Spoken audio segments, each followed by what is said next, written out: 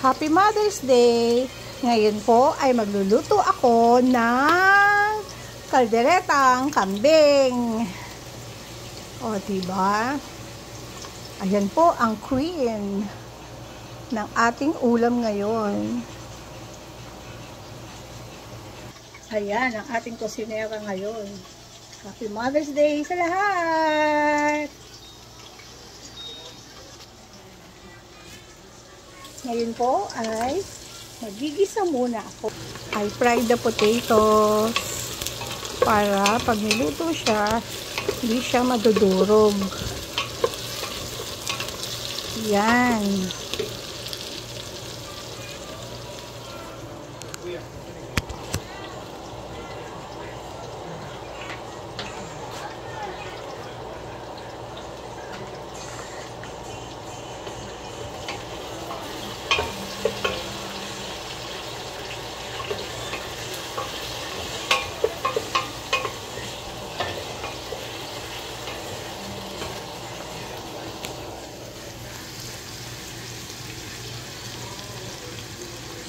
Ay, nangyari. Ayan po. Ilagay ko na yung onion. And then, lagay natin yung fresh tomatoes. Ayaw malaglag. Ayan, gisa-gisa.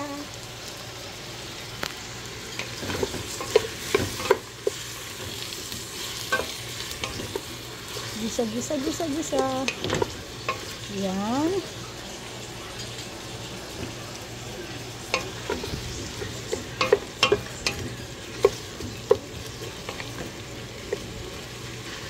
Ilagay lang natin ang potatoes, ang tomatoes.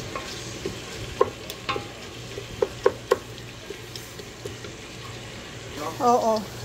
And now, ilalagay na natin ng queen. Ang kambing. Yan. Sasangkot siya natin siya. Kailangang isangkot siya. Yan. Ano muna natin? Para hindi siya magtubig. The more na ginagalaw natin yan, magtutubig. So, babayaan lang muna natin. And ipapa-brown natin ng konti. Until na, and then, tsaka natin siya lalagyan ng mga herbs and spices. Okie-dokie. Ayan po. Konti pang sangkot sa. Konti pa. Of course, kailangan lagyan ng black pepper. Lagyan na din natin ng bell pepper. Bell pepper.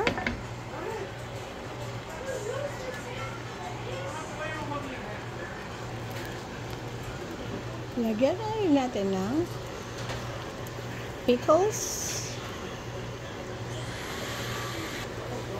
Yan na po. Malapit na siyang lagyan ng mga condiments. Ang bango-bango. Ang bango-bango na niya.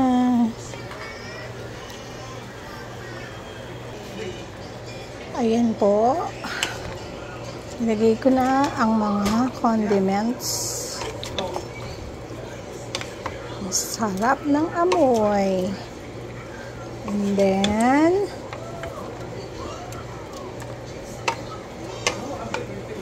lalagyan ko na rin siya ng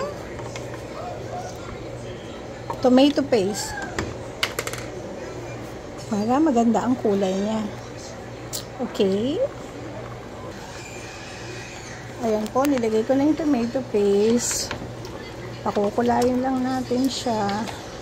And then, ipa-pressure cook natin siya at first for 7 minutes. And then, kung hindi pa siya ganun kalambot, then, dagdagan natin. Okay. Okay do. Sandali lang. Oops, maganda na ang kulay. Nilagyan ko ng konting water para lumubog lang siyang tamang-tama at hindi maging watery or magtubig masyado. Para tama lang yung sarsa. Magiging sarsa lang siya. Hindi siya magsasabaw. Okay? So, pressure cook ko muna. I'll be back. And now,